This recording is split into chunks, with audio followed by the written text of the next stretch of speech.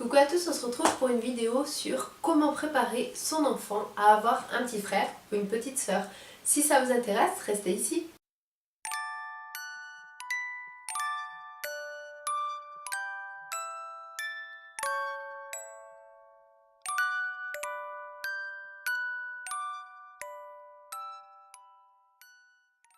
Donc pour moi, il y a trois choses à faire. La première, c'est annoncer la nouvelle. Comment l'annoncer, à quel moment il faut le faire. Pour nous, nous n'avons pas attendu, c'est-à-dire que dès le premier mois, dès que nous l'avons su, nous l'avons annoncé à notre fille, parce que nous n'avons pas voulu que quelqu'un d'autre que nous le fasse.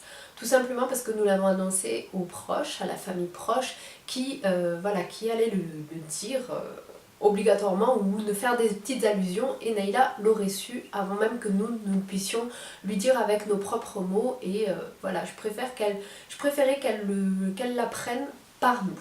Pour ma part, je pense que plus vous le dites à l'enfant, plus tôt, et plus il va se faire à l'idée qu'il aura un petit frère ou une petite sœur qui va arriver.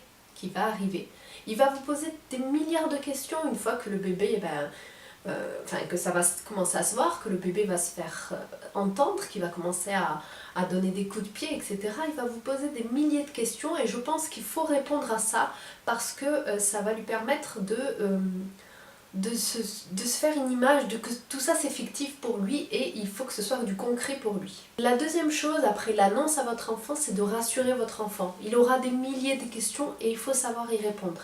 Notamment aussi, il va se poser plein de questions du fait que oui, je ne serai pas le seul enfant. Est-ce que maman elle va m'aimer? Est-ce que j'aurai toujours ma chambre? Comment ça va se passer? Est-ce que maman elle aura du temps pour moi? Voilà, toutes ces questions, anticipez-les et dites-lui que oui, il aura encore sa chambre, que oui, vous serez toujours là pour lui, que vous l'aimerez toujours autant, voire plus, parce qu'un autre enfant apporte encore plus d'amour, encore plus de bonheur et encore plus de moments de joie. Et la troisième chose pour moi, c'est de valoriser son enfant. C'est-à-dire lui dire que voilà, que c'est un grand maintenant, qu'il y a des choses qu'il peut faire tout seul, qu'il va être un grand frère ou une grande sœur, et qu'il va falloir qu'il vous aide. Et n'hésitez pas à l'inciter à préparer avec vous les affaires, c'est-à-dire aller avec lui acheter les vêtements pour le nouveau-né, aller avec lui pour acheter tout ce qui est soin du bébé. N'hésitez pas à le faire participer lors que vous rangez l'armoire de votre enfant, dès lors que vous préparez la valise de maternité, ou s'il n'est pas là, présentez-lui après.